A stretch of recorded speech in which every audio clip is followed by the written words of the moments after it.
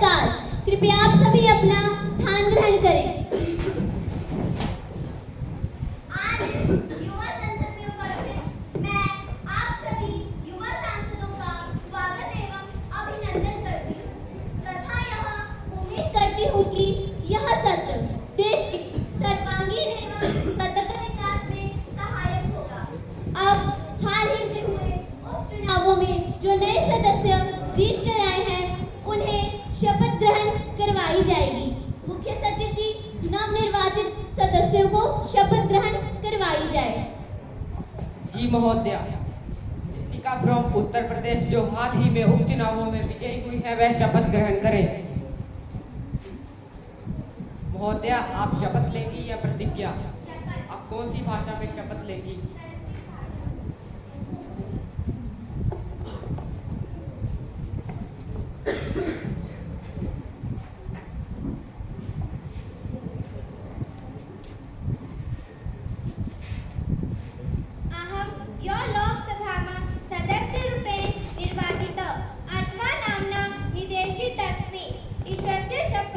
ईश्वरस्य शपथ गृह्णामि। अहं विधि स्थापित भारतस्य सत्यनिष्ठायां प्रतिजाने संविधानं प्रति सत्यश्रद्धा निष्ठां च धारयिष्यामि एवं भारतस्य प्रभुताम् अखण्डताम्।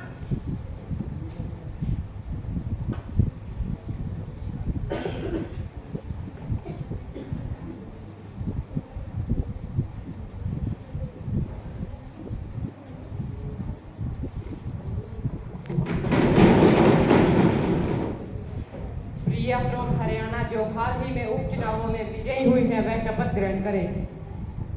महोदया, आप शपथ लेंगी या प्रतिज्ञा? आप कौन सी भाषा में शपथ लेंगी?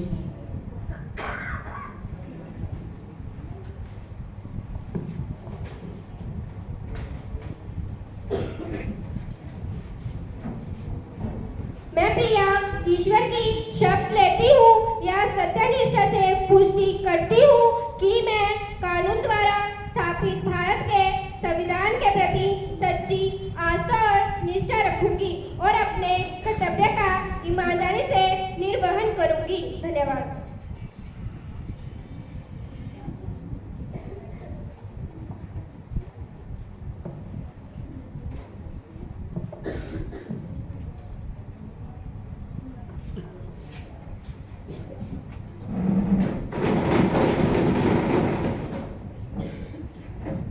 अक्षित फ्रॉम हिमाचल प्रदेश जो हाल ही में उपचुनावों में विजयी हुई है वह शपथ ग्रहण करें। महोदय, आप शपथ लेंगे या प्रतिज्ञा? आप कौन सी भाषा में शपथ लेंगे?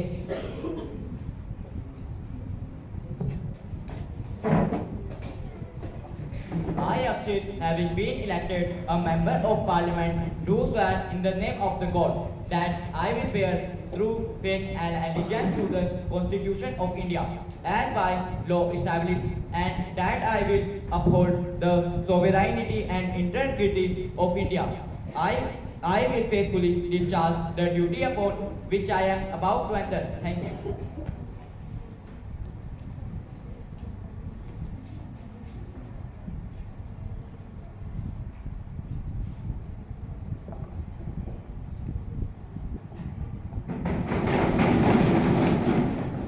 अब सदन महामहिम राष्ट्रपति महोदय जी का आगमन का इंतजार करें।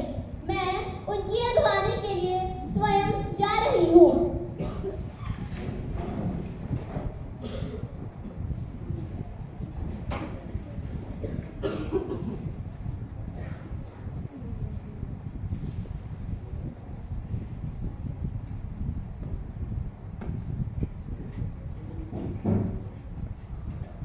माननीय सभासदों, राष्ट्रपति महोदया,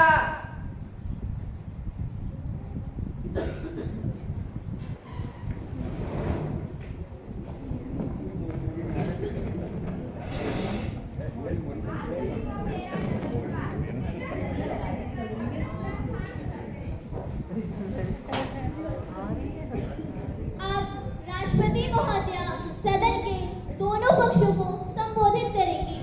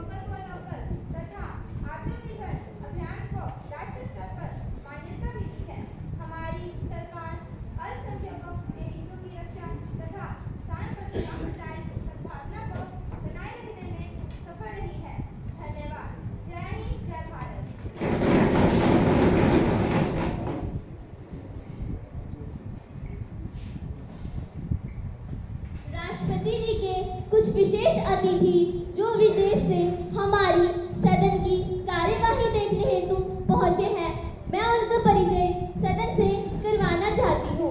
Australian minister for defence Melissa price,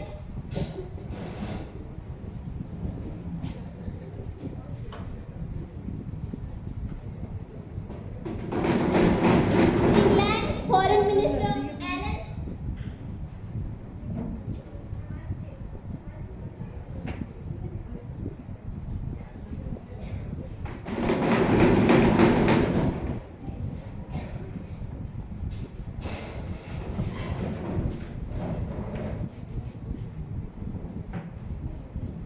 कृपया सभी सदस्यगण बैठ जाएं। प्रधानमंत्री जी नए मंत्रियों का परिचय सदन से करवाएं।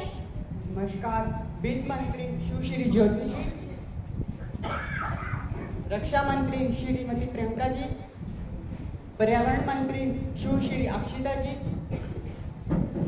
रेल मंत्री श्री अमित जी। अब प्रश्नकाल आरंभ होगा। तारांकित एवं अतारांकित सभी प्रकार के प्रश्न पूछे जाएंगे। नेता प्रतिपक्ष तारांकित प्रश्न संख्या 101, विपक्ष के नेता श्री साहिल भारद्वाज जी। नमस्कार अध्यक्ष महोदया जी, मैं सदन के समक्ष उस गंभीर समस्या की चर्चा करने जा रहा हूँ जो राजनीतिक पार्टियां चुनाव को जीतने के लिए कहती हैं और करती हैं। आप हमें वोट दो, हम तुम्हें हर चीज फ्री देंगे। आखिरकार जनता को क्या पसंद है? मुफ्त में खाना और बस निठल्ला रहना। आजकल सरकारें महिलाओं का आधा बस किराया, बिजली की कुछ यूनिट फ्री इत्यादि फ्री चीजें दे रही हैं। अगर महोदया जी मैं फ्री सब्सिडी आगे लाने लगूं तो सुबह से शाम हो जाएगी महोदया, सुबह से शाम हो जाएगी। कृपया शांति बनाए रखें। ये फ्री चीजों का कार्यक्रम आखिरकार कब तक चलेगा? ये निरंतर चलता ही रहेगा या कभी थमने का नाम भी लेगा? बताइए सत्तापक्ष बताइए। सदन की गरिमा बनाए रखें। सत्ता हासिल करते ही सरकारें महंगाई बढ़ा देती है। जैसे पेट्रोल के दाम, खाद्य सामग्री के दाम इत्यादि चीजों के दाम आज एक छोटी से छोटी चीज आसमान को छूने लग पड़ी है, जिससे जनसाधारण का इस दुर्गम में रहना मुश्किल हो गया है। तो आखिरकार गरीब आदमी अपना जीवन निर्वाह कैसे करेगा? तभी तो सरकारें इनकी स्थिर नहीं रह पाती। सरकारें जितना फ्री चीजें देगी उतना हमारा देश खोखला होता जाएगा। और मुझे तो ये डर है कि कहीं हमारे देश की अर्थव्यवस्था डगमगाने ना लग पड़े। और तो और हाल ही में श्रीलंका का उदाहरण सभी ने देखा। और पाकिस्तान में क्या होने जा रहा है ये आप सभी को क्या की होगा। माननीय प्रधानमंत्री जी, क्या भारत में भी यही हाल होने वाला है? बताइए प्रधानमंत्री जी, बताइए। सत्ता पक्ष उत्तर दीजिए। धन्यवाद महोदय। मुख्यमंत्री सुश्री सुलोचना जी। माननीय अध्यक्ष महोदया, मेरे विपक्षी साथी ने एक ऐसे मुद्दे को सदन में उछाला है जिसको लेकर इलेक्शन के समय इन्हीं की पार्टी जनता से बड़े वादे करती है। पर मैं ये नहीं कहना चाहूंगी कि सब्सिडी या फ्री में सुविधा देना गलत बात है। स्पेशली भारत जैसे विकासशील देश में जहां आज भी लोगों का अधिकतर हिस्सा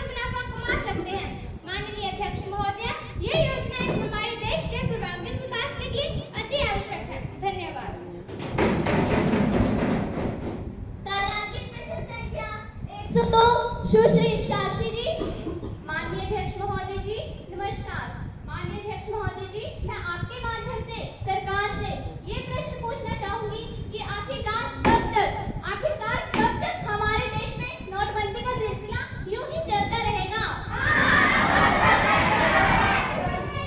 कृपया शांति बनाए रखें, सदन की कार्यवाही सुचारू रूप से चलने दें। इससे पूर्व भी 3 बार नोटबंदी हो चुकी है, जिसका भारी नुकसान भारतीय जनता को उठाना पड़ा।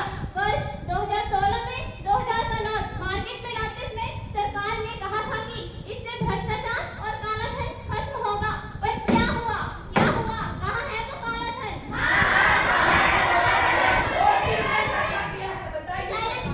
और कितना इकट्ठा किया सरकार ने, और आज फिर 2000 का नोट बंद करने का ऐलान कर दिया।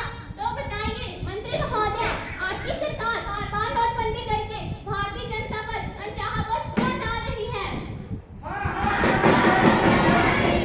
तो ऐसे बिना सोचे समझे सरकार के कदम उठाने से सरकार का रवैया उस समय बाप की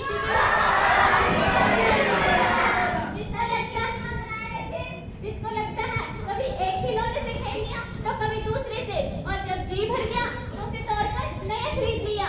तो बताइए मंत्री महोदय, आप सरकार पर अनचाहा बोझ क्यों डाल रही है?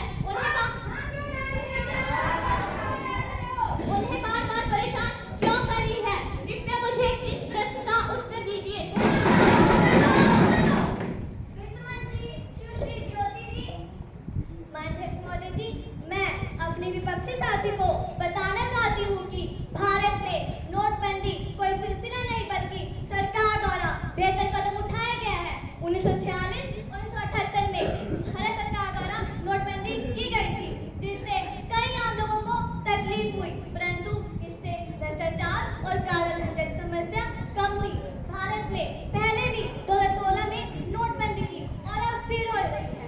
जैसा कि आपने कहा कि भारत सरकार एक अमीर पिता की बिगड़ी औलाद की तरह काम कर रही है, परंतु महोदया, जब इनकी सरकार सत्ता में थी तब तो ये कहती थी भारत गरीबों का देश है, और अब हमारी सरकार बनने पर अमीर पिता की बिगड़ी औलाद नजर आने लगी। और रही बात 2000 के नोट की, तो गरीब लोग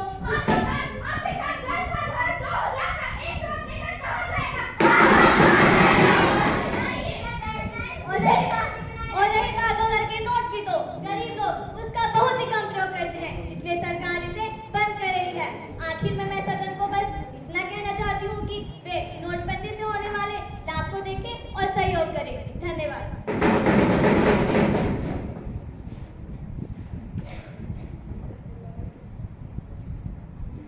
मैं माननीय प्रधानमंत्री जी को याद दिला दूं कि मैंने कुछ समय पहले एक प्रश्न पूछा था, किंतु आपने उस प्रश्न का उत्तर नहीं दिया है। कृपया प्रधानमंत्री मेरे प्रश्न का उत्तर दें।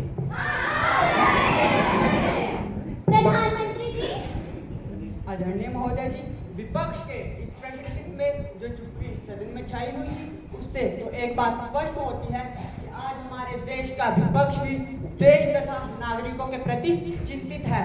राजनीतिक पार्टियां सत्ता में आते ही वोट बैंक राजनीति करने लगती है। ये बात भी सच है, अगर देश का नागरिक निठल्ला रहेगा और फ्री का खाएगा तो वह केवल उपद्रवी बनता जाएगा। दूसरी तरफ श्रीलंका का उदाहरण है, इस बात में भी कोई संदेह नहीं है। अगर देश की राजनीतिक पार्टियों तथा प्रशासन का यही झोल-मोल रवैया रहा तो देश का दिवालिया निकल जाएगा। अगर विपक्ष भी देश तथा नागरिकों की चिंता कर रहा है तो हमारी सरकार सदन में एक विधेयक ला सकती है। अगर विपक्ष और सत्ता पक्ष चाहे तो हम एक ऐसा कानून बनाएंगे जिससे देश तथा नागरिकों के उज्जवल भविष्य की सुरक्षा की जाए। अध्यक्ष महोदय जी, इस प्रश्न पर विधेयक प्रस्तुत करने की अनुमति दी जाए। धन्यवाद। प्रधानमंत्री जी, आप प्रश्न के पश्चात अपना विधेयक सदन में प्रस्तुत कर सकते हैं। तारांकित प्रश्न संख्या 103, सुश्री शिवानी जी। माननीय अध्यक्ष महोदय जी, नमस्कार। मैं आपके माध्यम से सरकार से बेरोजगारी जैसी गंभीर समस्या पर प्रश्न करना चाहती हूँ। आखिरकार कब तक देश की जनता बेरोजगारी से यूं जूझती रहेगी? चुनाव के वक्त तो आपकी सरकार रोजगार देने के बड़े बड़े वादे करती है,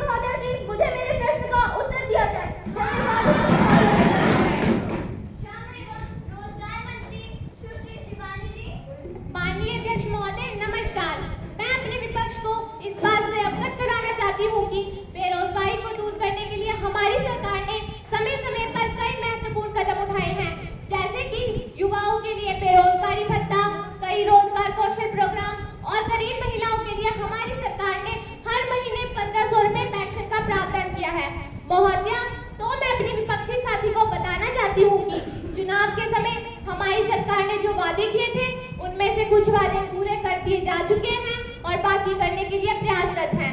परंतु कुछ राज्यों में जहां आपकी सरकार सत्ता में है, देखा गया है कि रोजगार देने के लिए बिठाए गए आयोग को ही पेपर लीक के मामले में सस्पेंड कर दिया गया है। तो क्या यह सही है? बेरोजगार युवाओं को और ज्यादा प्रताड़ित व हताश करना, बेरोजगार युवाओं को और ज्यादा प्रताड़ित व हताश करना, यह बेरोजगारी से जनता को आपकी सरकार द्वारा ही दी गई है। अरे वाह, नाच न जाने आंगन टेढ़ा, वो हिसाब आप लोगों का है। जिसकी क्षतिपूर्ति करने में हमें समय तो लगेगा ही लगेगा। धन्यवाद महोदया। तारांकित प्रश्न संख्या 104 सुश्री रिद्धिमा शर्मा जी। माननीय अध्यक्ष महोदया, नमस्कार। मैं आपके समक्ष एक ऐसा प्रश्न लेकर उपस्थित हुई हूँ जिसके बारे में सोचना, विचार करना अत्यंत ही महत्वपूर्ण है, नहीं तो जनता को क्रोधित होने में ज्यादा समय नहीं लगेगा। महोदया, मैं यहाँ पोलैंड कार्य की बात कर रही हूँ। चुनावों के समय अपनी सरकार बनाने के लिए इन्होंने वादे तो बहुत किए थे कि ऐसा करेंगे, वैसा करेंगे। उसी समय इन्होंने वादा किया था कि हिमाचल में पोलैंड बनाएंगे। मान्यवर, तिनका जोड़ कर जो अपना घर बनाते हैं, ना धूप की फिक्र करते, ना छांव की फिक्र करते, बस मेहनत करते जाते हैं, मेहनत करते जाते हैं। मैं यहाँ आम जनता की बात कर रही हूँ। पोलैंड के अंदर जनता की घर, जमीनें, दुकानें सब हारी है। क्या सरकार उन्हें जब्त कर लेगी? क्या सरकार ने उनके घर जमीनों का मुआवजा देने के बारे में कुछ सोचा है? अगर नहीं सोचा है तो यह आम जनता के साथ अन्याय होगा और हमारी पार्टी ऐसा होने नहीं देगी। मान्यवर, इंसान अपनी पूरी जिंदगी लगा देता है घर बनाने में, लेकिन बस चैन के दो पल नहीं बैठ पाता अपने ही घर के आंगन में। महोदया, ये तो आप, मैं, यहाँ उपस्थित एक व्यक्ति जानता है। जहाँ कोई व्यक्ति इतने समय से निवास कर रहा हो, उस निवास स्थान से स्नानांतर करना इतना आसान नहीं होता। यह एक बहुत कठिन कार्य होता है। महोदया, मैं दूसरी तरफ एक और समस्या की ओर संकेत करना चाहूंगी। हाल ही में इनकी सरकार ने ऐलान किया कि पोलैंड के अंदर हर 10 मीटर के बाद सरकारी चौकियां बनाई जाएंगी। इनकी सरकार इसका खर्चा कहां से पूरा करेगी? क्या सरकार महंगाई करेगी?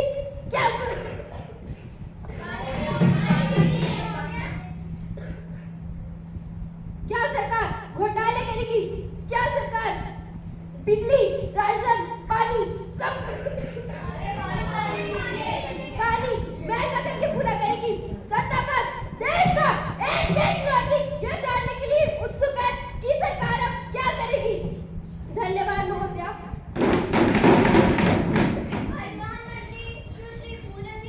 माननीय अध्यक्ष महोदय जी, नमस्कार। माननीय अध्यक्ष महोदय जी, सबसे पहले मैं अपने विपक्षी साथी को यह बताना चाहती हूँ कि सरकार द्वारा 75% जनता को ये घर, दुकान, जमीन आदि की कीमतें दी जा चुकी है। जैसा कि मेरे विपक्षी साथी ने कहा कि जनता के साथ अन्याय हुआ है। महोदया, हमने जनता के साथ कोई अन्याय नहीं किया है, इसका सबूत जनता खुद है। हाँ, जैसी दूसरी समस्या जो मेरे विपक्षी साथी ने सफेद झूठ बोला है कि 25% कार्य भी पूरा नहीं हुआ, तो हम आपको यह विश्वास दिलाते हैं कि यह कार्य बहुत ही तेजी से चल रहा है। स्थानीय जनता इसका परिणाम दे रही है। महोदया, अब मशीनों का कार्य सरकार का तो नहीं, वो तो कर्मचारी और कंपनियां अपना कार्य मेहनत से कर रही है। और रही बात चौकियों की, तो दुर्घटनाओं से बचने के लिए हम इसका निर्माण करवा रहे हैं। अरे वाह, वो चौकियां सिर्फ आप टैक्स वसूल करने के लिए बनवा रहे हैं महोदया। विपक्षी साथियों, अगर आप लोगों को यह कार्य होता हुआ नजर नहीं आ रहा है तो बढ़िया यही होगा कि आप लोगों को अपने आंखों के लिए एक नया चश्मा बनवा लेना चाहिए। या फिर चश्मा लगा है तो चश्मे का नंबर बढ़वा लेना चाहिए। सुनिए महोदया, हम जनता की आवाज है। क्या जनता भी गलती है? क्या उन्हें भी चश्मे पहनने की जरूरत है? हम तो चश्मा पहने सामने जनता भी चश्मा पहने। साहिल जी, जनता को यह हाल होता हुआ नजर आ रहा है। सदन की गरिमा बनाए रखिए। माननीय महोदय जी, मैं अपने विपक्षी साथी को यह बताना चाहती हूँ कि यह दाल और चावल तैयार करने वाली बात नहीं है कि एक स्ट्रिप लगाई और तैयार हो जाएंगे। आखिर ये पोलैंड का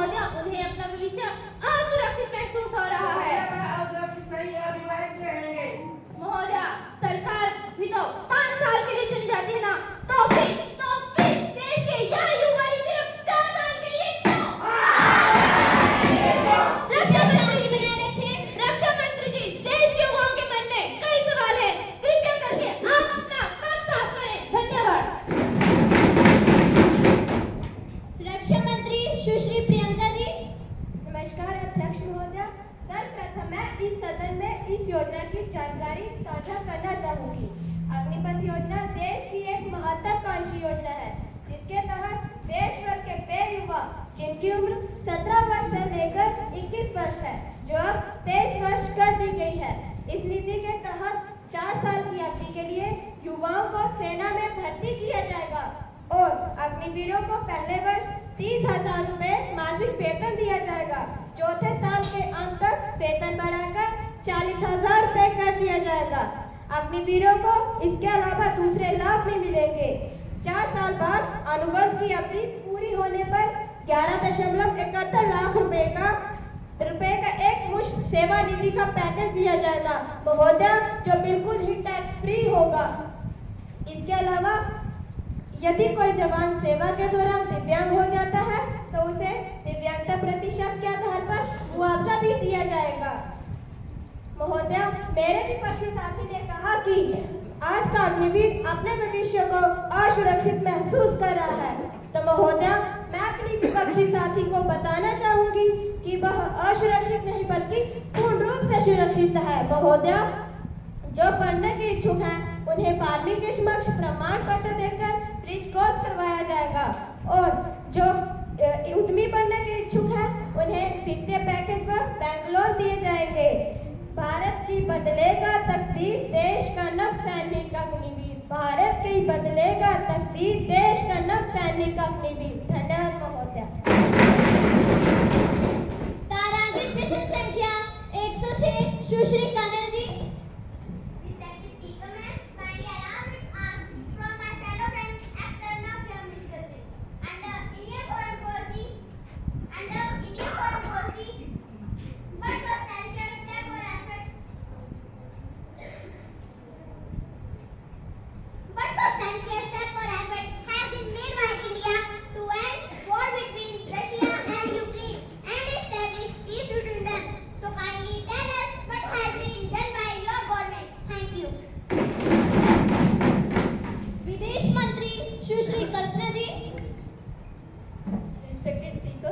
My fellow friend has highlighted very sensitive issue and definitely asked the most urgent question of the hour.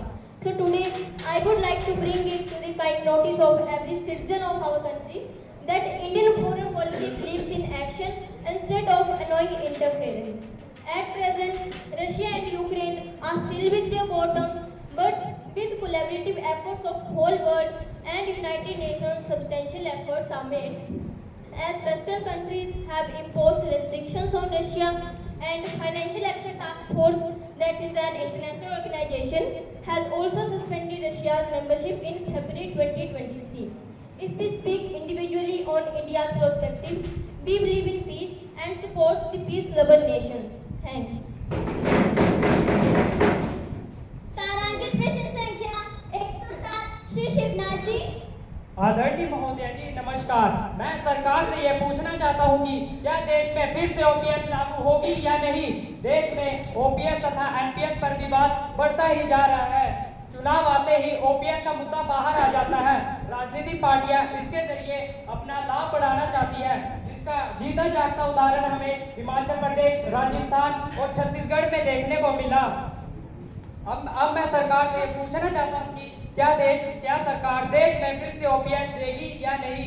यह सरकार कृपया करके कर्मचारियों को स्पष्ट करे। सुश्री प्रिया जी। माननीय अध्यक्ष महोदय जी नमस्कार। विपक्ष का एनपीएस और ओपीएस का मुद्दा मुझे तो गैर जिम्मेदार हरकत लग रही है, क्योंकि हमारी सरकार सत्ता में आई और एनपीएस ओपीएस को उजागर कर दिया गया। जनता और कर्मचारियों को भड़का दिया गया कि पेंशन नहीं है, पुरानी पेंशन दो। जब लगातार 10 वर्ष तक आपकी सरकार सत्ता में थी, तब तो यह एनपीएस ओपीएस का मुद्दा उछला ही नहीं। ओपीएस को बंद किए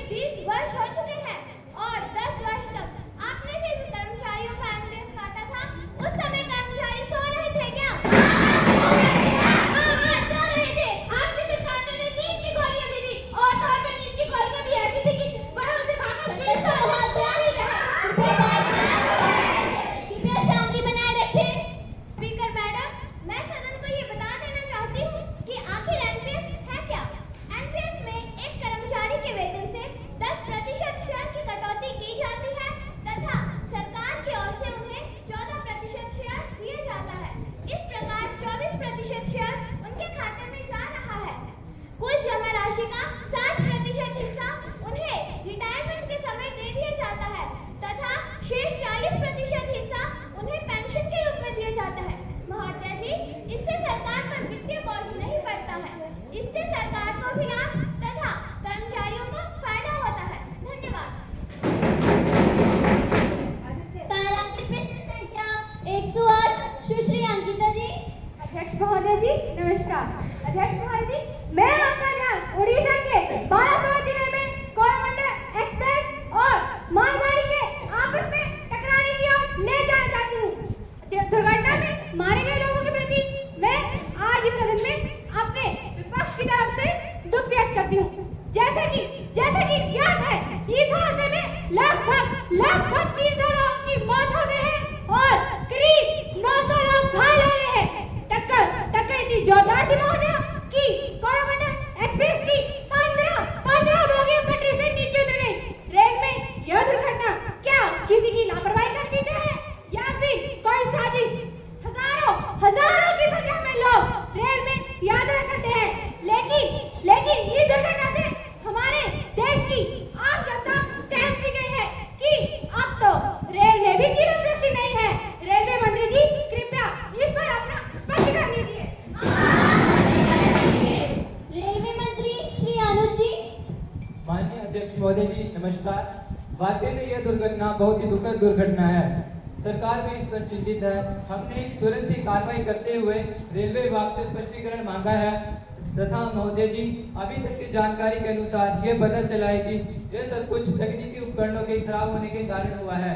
दोषी पाए जाने वाले व्यक्ति को पूर्ण रूप से कार्रवाई की जाएगी तथा तकनीकी उपकरणों को और सुदृढ़ बनाने की कोशिश करेंगे ताकि भविष्य में होने वाले दुर्घटनाओं और हादसों से बचा जा सके। धन्यवाद महोदय जी। हाल ही में उड़ीसा के बालासोर जिले में रेल दुर्घटना हुई। इस अति दुख दुर्घटना पर मैं पूरे सदन की ओर से अपनी संवेदना प्रकट करते हुए सदन के सभी सदस्यों से निवेदन करती हूँ कि आप सभी कुछ क्षण के मौन के लिए अपने स्थान पर खड़े हो जाएं।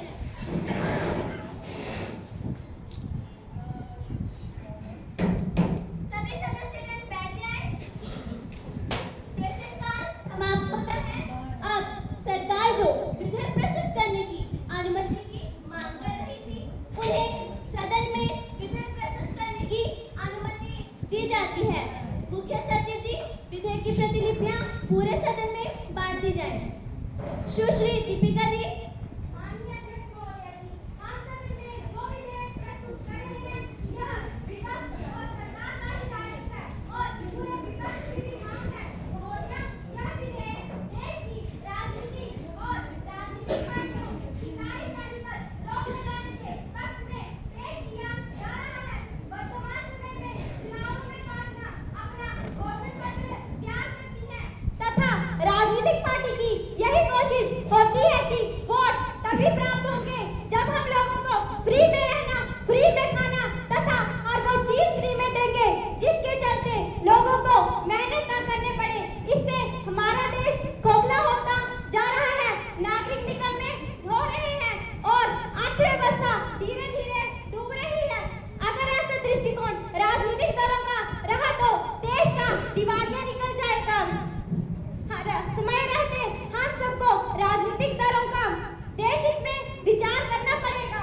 इसलिए यह विधेयक पूरे सदन के समक्ष रखा गया है। पूरा सदन एक कठोर कानून बनाए और देश को बर्बाद होने से बचाए। धन्यवाद महोदया। विपक्षी सदस्य। माननीय अध्यक्ष महोदय जी नमस्कार। माननीय अध्यक्ष महोदय जी, हमें इस विधेयक में लोकतंत्र का अस्तित्व खतरे में नजर आ रहा है। कहीं ऐसा न हो कि नागरिकों के फंडामेंटल राइट्स का हनन हो जाए और हमारे देश का ही लोकतंत्र खत्म न हो जाए। माननीय महोदय जी, कहीं ऐसा न हो कि हमारे ही देश में साम्यवाद लागू हो जाए। धन्यवाद। माननीय अध्यक्ष महोदय जी मेरा नमस्कार। हमें तो इस विधेयक में सरासर साजिश नजर आ रही है। नागरिकों तथा सरकार के बीच बहुत बड़ा अंतर नजर आ रहा है। सच कहते हैं लोग, पठान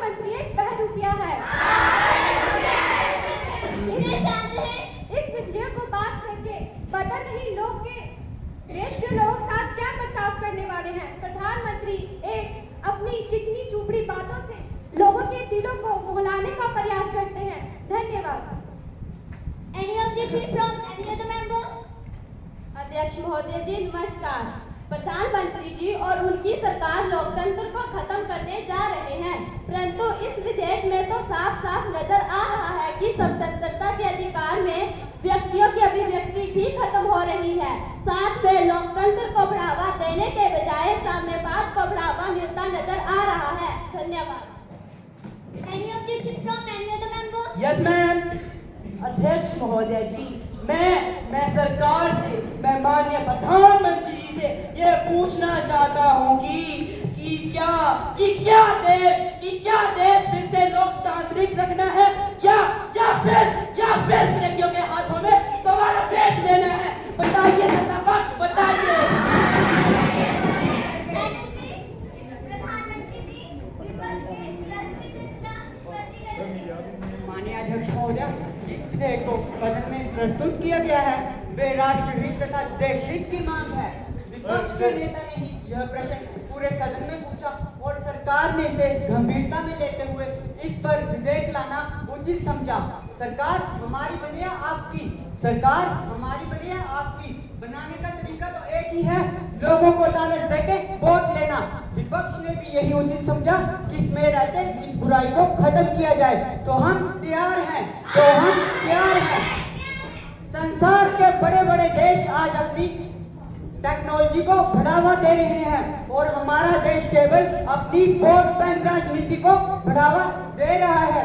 ये बात तो सब जानते हैं कि जब तक देश में कोई कठोर कानून नहीं बनता तब तक देश की पार्टियां वोट बैंक राजनीति करती रहेंगी। अध्यक्ष महोदय जी, इस विधेयक के पारित होने से पार्टियों के घोषणा पत्र में राष्ट्र विजन होगा। किसी पार्टी के घोषणा पत्र में इंजीनियरिंग होगी तो किसी पार्टी के घोषणा पत्र में सोशल इंजीनियरिंग होगी। किसी पार्टी के घोषणा पत्र में नेशनलिज्म होगा तो किसी पार्टी के घोषणा पत्र में national development plan for citizenship होगी। तो मेरा कहने का मतलब यही है, देश की राजनीतिक पार्टियां देश तथा नागरिकों के उज्जवल भविष्य के लिए एजेंडा तैयार करेंगी। मेरा विपक्ष से दोनों हाथ जोड़ के यह निवेदन है कि राष्ट्रहित में इस विधेयक को पारित करने के लिए अपना सहयोग दे तथा इस देश को संसार की 5 महाशक्तिशाली देशों की बराबरी पर लाया जाए। धन्यवाद। Any objection from any other member? अध्यक्ष महोदय नमस्कार। जो विधेयक सदन में प्रस्तुत किया गया है, ऐसा लगता है कि सरकार ने न्यायपालिका से इसकी पुष्टि नहीं करवाई, क्योंकि न्यायपालिका ही कानून की रक्षक है। मुझे तो ये बदतमीजी का विधेयक लगता है। धन्यवाद। अध्यक्ष महोदय, हमने विधेयक न्यायपालिका से जांच परख कर भी पूरे सदन के समक्ष रखा है। Any more objection? राष्ट्रीय एकता पार्टी की नेता श्री काजल जी, any more objection? No, ma'am. Himalayan party की नेता सुश्री Riddhima Sharma ji, any more objection? No, ma'am. जनमत पार्टी की नेता सुश्री अंकिता जी, any more objection? No, ma'am. जनहित पार्टी की नेता Shri Sahil Bhardwaj ji, any more objection? No ma'am. Loknayak party की नेता सुश्री Sanjana ji, any more objection? No, ma'am. इस विधेयक को पारित करने में कोई आपत्ति नहीं है। जो लोग इस विधेयक को पारित करने के पक्ष में हैं, वे लोग अपना हाथ खड़ा करें। इससे प्रतीत होता है कि इस विधेयक को पारित करने में कोई आपत्ति नहीं है। विधेयक सर्वसम्मति से